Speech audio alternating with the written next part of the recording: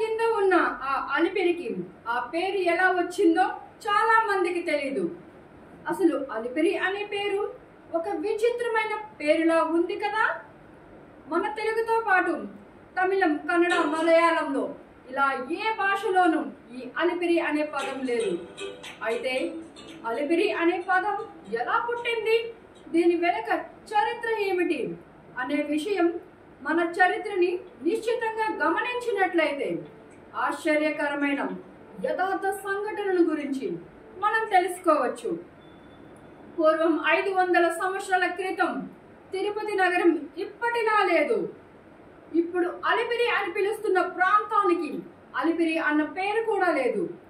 అది 1656-1668 ప్రాంతం. ఢిల్లీలో మొఘల్ చక్రవర్తులు పరిపాలిస్తున్న సమయం. శ్రీకృష్ణ దేవరాయల అనంతరం జరిగిన రాక్షస తంగిడి, తల్లికోట యుద్ధం మొదలైన వాటి యుద్ధాల తరువాత విజయనగరం రాజుల ప్రాబల్యం తగ్గింది.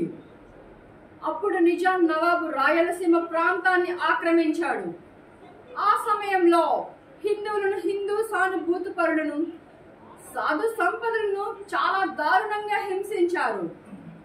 17వ శతాబ్దం చివరిలో ఢిల్లీ ఆదేశాల మేరకు హైదరాబాద్ నిజాం ప్రభుత్వం ఫర్మాల ఆర్డర్ మేరకు సుల్తాన్ అబ్దుల్లా, కుతుబ్ షా, వజీర్ల సైన్యం ఆలీ అనే అత్యంత కరుడుగట్టిన మహమ్మదీయుని నేతృత్వంలో కడప, కర్నూలు, నెల్లూరులలో దారుణంగా దాడులు చేసి దేవాలయాలను ధ్వంసం చేశారు.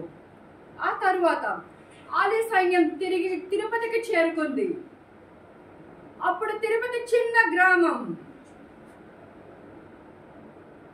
మంచినీళ్ళు కుంట అని చెప్పుకుంటున్నాం నరసింహ తీర్థమే ఇప్పటి తిరుపతి గ్రామం.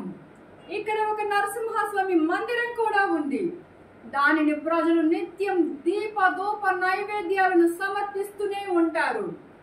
చరిత్ర తెలిసిన వారు కూడా ఇప్పటికీ దానిని నరసింహ తీర్థం రోడ్ అనే పిలుస్తారు. ఆలీని తిరుపతి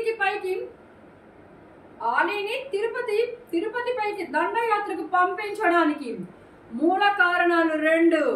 ఒకటి, శ్రీ వెంకటేశ్వర స్వామి అత్యంత శక్తివంతమైన దేవుడు అని, తిరుమల లాంటి దివ్యక్షేత్రం ఇంకొకటి లేదు అని, భవిష్యత్తులో ఉండబోదు అనే వైభవ విశ్వాసం భారతదేశం నేల నలుమూలల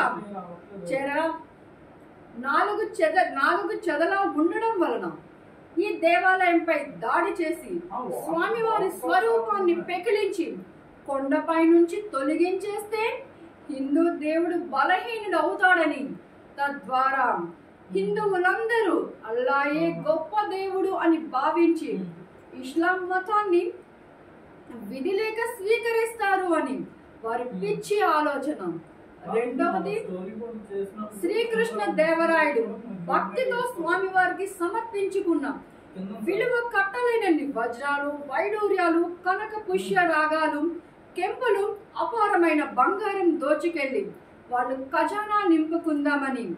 అయితే అప్పటి తిరుపతి గ్రామస్తులు ఆలీ కమాండర్ ఇన్ చీఫ్ ని సమీపించి, నీకు కావలసింది బంగారమే కదా, మా తిరుపతి గ్రామంలో ఉన్న శ్రీ పురుషుల వద్ద ఉన్న అంత బంగారం నీకు ఇచ్చేస్తాం, దానితో తృప్తిపడి వెనక్కి వెళ్ళిపో, కానీ మా స్వామి వారి జోలికి రావద్దు, ఆయన మా ప్రాణం కన్నా ఎక్కువ అని విన్నవించుకున్నారు.